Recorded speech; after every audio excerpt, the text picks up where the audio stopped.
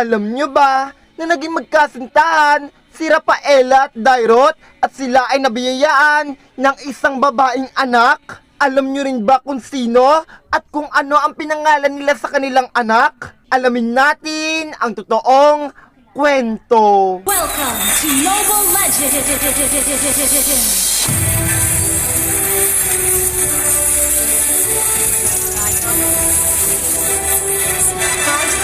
Si Rafaela ay laging tumatakas sa kanilang kaharian. Bumababa ito lagi sa lupa upang makipagkita sa kanyang manliligaw. At ito nga, si Dairot. Bagamat si Rafaela ay prinsesa ng kalangitan, habang ang kanyang manliligaw naman na si Dairot ay prinsipe ng kadiliman, hindi ito hadlang kay Rafaela dahil naniniwala si Rafaela sa kanyang sarili na kaya niyang baguhin ang kasamaang dumadaloy sa dugo ni Dairot. Makalipas ang ilang mga buwang panliligaw ni Dairot kay Rafaela, ito nga ay nagbunga na. Bagamat mali sa mata ng mga magulang ni Rafaela at Dairot ang kanilang pagmamahalan, ito naman ay hindi hadlang sa kanila. Nagtagal ng ilang buwan ang lihim na pagmamahalan ni Rafaela at Dairot, at sa hindi inaasahang pangyari, ang kanilang pagmamahalan ay nagbunga. Nabuntis ni Dairot si Rafaela, at ito naman ay nilihim nilang dalawa sa kanilang mga magulang. Makalipas ang ilang mga buwan, sa hindi inaasahang pangyari,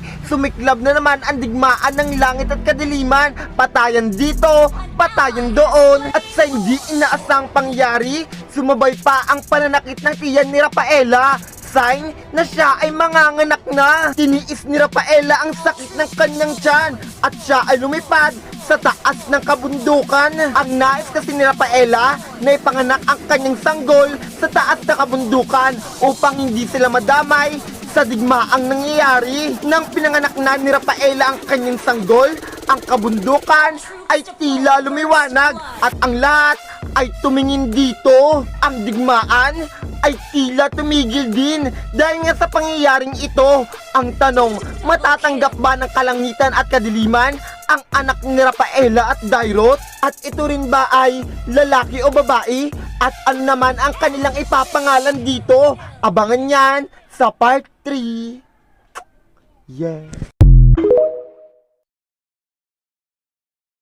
Alam nyo ba, nang dahil lang sa panganganak ni Rafaela, ang digmaang kalangitan at kadiliman ay tila huminto. Alam nyo rin ba nang dahil sa anak ni Dairot at Rafaela, nagkaroon na ng balanse ang kalangitan at kadiliman? Alamin natin ang totoong kwento. Welcome to Mobile Legends!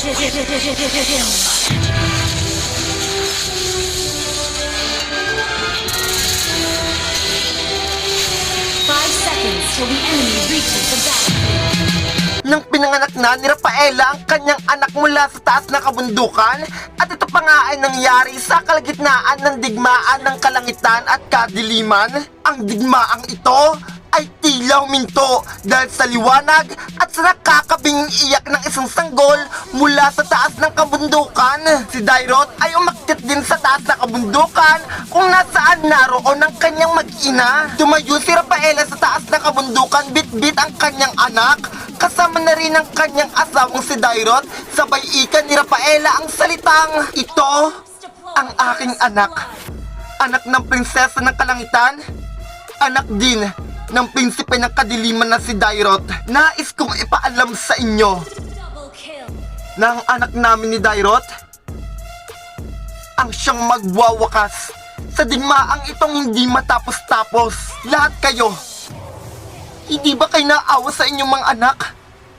Na sa oras na kapag kayo ay namatay sa kalagitnaan ng digmaan, Ally has slain. hayaan nyo na bang mabuhay o lumaki ang inyong mga anak na walang kinikilalang mga magulang?"